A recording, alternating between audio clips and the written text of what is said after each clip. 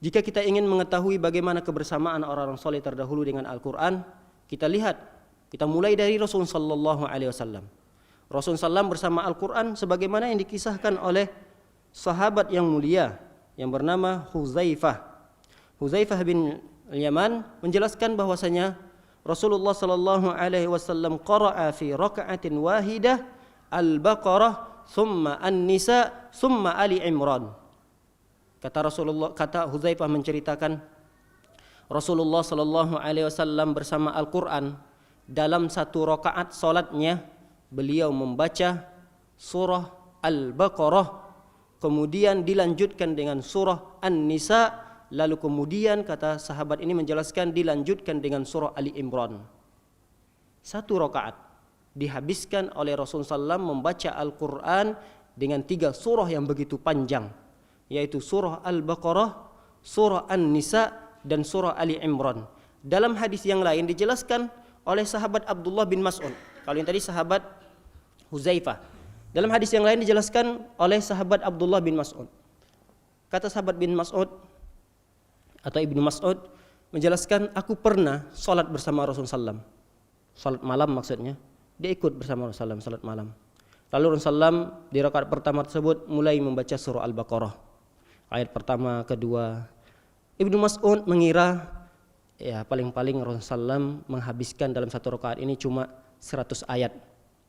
Lalu dia ikuti, ternyata lewat 100 ayat Rasulullah SAW pun belum kunjung ruku dari rakaat pertama tersebut.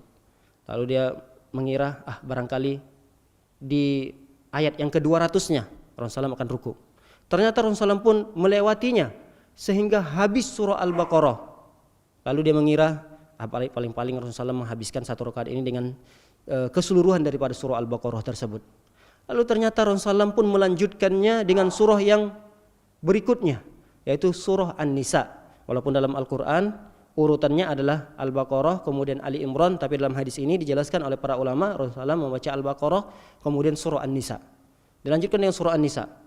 Lalu sahabat Ibnu Mas'ud ini mengira mungkin Rasulullah SAW akan ruku pada akhir dari surah An-Nisa.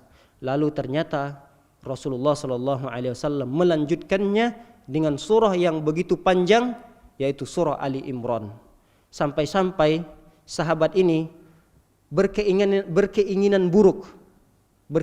Dalam hadis itu diceritakan, sampai-sampai aku berkeinginan buruk. Lalu ditanya oleh para sahabat, "Wa ma hammamta?" Apa yang akan ingin kamu lakukan wahai Ibnu Mas'ud?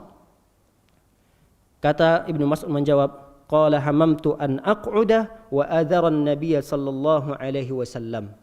Aku berkeinginan untuk salat sendirian, artinya memutuskan jamaah. Saya ingin salat sendirian, kemudian saya ruku, sujud, duduk, kemudian salam dan meninggalkan Rasulullah sallallahu alaihi wasallam. Sampai itu terlintas pada diriku. Akan tetapi aku tidak melakukannya, aku tepis keinginan buruk tersebut dan aku menyelesaikan salat itu bersama Rasulullah sallallahu alaihi wasallam. Begitulah kebersamaan Rasulullah sallallahu alaihi wasallam dengan Al-Qur'an.